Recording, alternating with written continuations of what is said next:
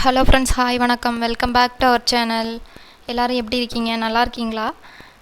நாம் இன்றைக்கி பார்க்க போகிற ரெசிபி என்னென்னா முருங்கைக்கீரை லட்டு தான் பார்க்க போகிறோம். நம்ம வீடியோக்குள்ளே போகிறதுக்கு முன்னாடி நீங்கள் இப்போ தான் நம்ம சேனலை ஃபஸ்ட் டைம் பார்க்குறீங்க அப்படின்னா மறக்காமல் சப்ஸ்கிரைப் பண்ணிக்கோங்க.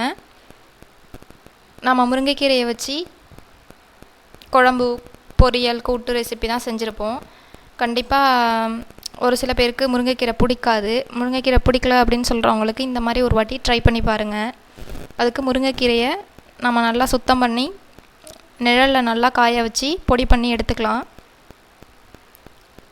ஒரு 3 நாள் அளவுக்கு காஞ்சாலே நமக்கு முருங்கைக்கீரை பொடி கிடச்சிரும். முக்கியமாக வெயிலில் மட்டும் காய வச்சிடாதீங்க. நிழலில் காய வச்சிங்க அப்படின்னா அதோட சத்துக்கள் மாறாமல் நமக்கு கிடைக்கும். இந்தளவுக்கு ஃபைன் பவுடராக எடுத்துக்கலாம். இது நான் ஒரு 1/4 கப் அளவுக்கு எடுத்து வச்சுருக்கேன். அதே அளவுக்கு 1 கப் அளவுக்கு நான் பொட்டுக்கடலை எடுத்து வச்சுருக்கேன். கூடவே பேரிச்சம்பழமும் முந்திரி பருப்பு எடுத்து வச்சுருக்கேன். இப்போ ஸ்டவ் ஆன் பண்ணி கடாய் வச்சுக்கலாம். அதில் நான் 4 டேபிள் ஸ்பூன் அளவுக்கு நெய் சேர்த்துருக்கேன். நெய் நல்லா சூடாகட்டும். சூடானதும் இதில் நம்ம எடுத்து வச்சுருக்க பேரிச்சம்பழத்தையும் முந்திரி பருப்பையும் உள்ளே சேர்த்துக்கலாம். இப்போ இது கூடவே நம்ம பொட்டுக்கடலை எடுத்து வச்சுருந்தோம் இல்லையா, அதை பவுட்ரு பண்ணி இது கூட நான் சேர்த்துக்கிறேன்.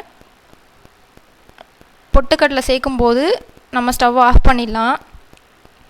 இதை நல்லா கலந்து விட்டுக்கலாம். ஆல்ரெடி இருக்க ஹீட்லேயே நம்ம பொட்டுக்கடலை பவுட்ரு நல்லா இதில் மிக்ஸ் ஆகிடும்.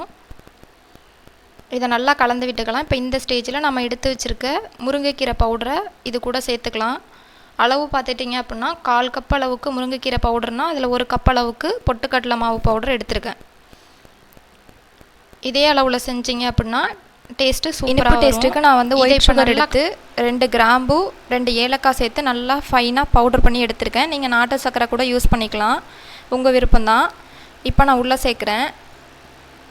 பவுடர் பண்ண சுகரை சேர்த்து இப்போ எல்லாத்து கூடயும் ஒன்றா மிக்ஸ் பண்ணிக்கலாம். இது எல்லாமே நல்லா ஒன்றா மிக்ஸ் ஆகட்டும். கட்டி இல்லாமல் எல்லாத்தையும் நல்லா கலந்து எடுத்துக்கலாம்.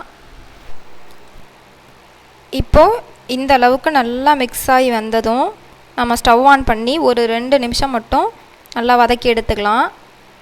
இப்போ இது கூட ஒரு 1/4 டீஸ்பூன் அளவுக்கு நான் மறுபடியும் நெய் சேர்த்துருக்கேன். உங்களுக்கு இந்த ரெசிப்பியில் நெய் சேர்க்க சுத்தமாகவே விருப்பம் இல்லை அப்படின்னா வெள்ளைப்பாகு ரெடி பண்ணி கூட நீங்கள் தாராளமாக உருண்டை பிடிச்சி எடுத்துக்கலாம். வெள்ளைப்பாகோட அளவு பார்த்துட்டிங்க அப்படின்னா எந்த கப்பில் பொட்டுக்கடலை பவுடர் எடுக்கிறீங்களோ அதில் 1/2 கப் அளவுக்கு வெல்லம் எடுத்து கொஞ்சமாக பதம் வந்ததும் நம்ம எடுத்து வச்சுருக்க மாவு கூட ஒன்று சேர்த்து கிளறி உருண்டையாக கூட பிடிச்சி கூட நீங்கள் எடுத்துக்கலாம். இப்போ நாம் ரெடி பண்ணி வச்சுருக்க மெத்தடில் நாம் சேர்த்த நெய்யே இதுக்கு போதுமானது. உருண்டை பிடிக்கும் போதே உங்களுக்கு தெரியும். அவ்வளோதான், நமக்கு சூப்பரான சத்தான முருங்கைக்கீரை உருண்டை தயாராகிடுச்சு. எப்படி கொடுத்தாலும் முருங்கைக்கீரையே வேணான்னு சொல்கிறவங்களுக்கு இப்படி ஒரு வாட்டி ட்ரை பண்ணி கொடுத்து பாருங்களேன், கண்டிப்பாக விரும்பி சாப்பிடுவாங்க. இது செய்கிறதும் ரொம்ப ஈஸி, டேஸ்டி, ஹெல்த்தியும் கூட. உங்களுக்கு இந்த ரெசிபி பிடிச்சிருக்கும் அப்படின்னு நம்புகிறேன். நீங்களும் ஒரு வாட்டி செஞ்சு பாருங்கள். செஞ்சு பார்த்துட்டு கமெண்ட் பண்ணுங்கள் எப்படி இருந்தது அப்படின்னு. அப்படி உங்களுக்கு பிடிச்சிருந்தது அப்படின்னு நம்பினீங்கன்னா மறக்காமல் நம்ம சேனலுக்கு சப்ஸ்கிரைப் பண்ணிக்கோங்க. தேங்க்ஸ் ஃபார் வாட்சிங்.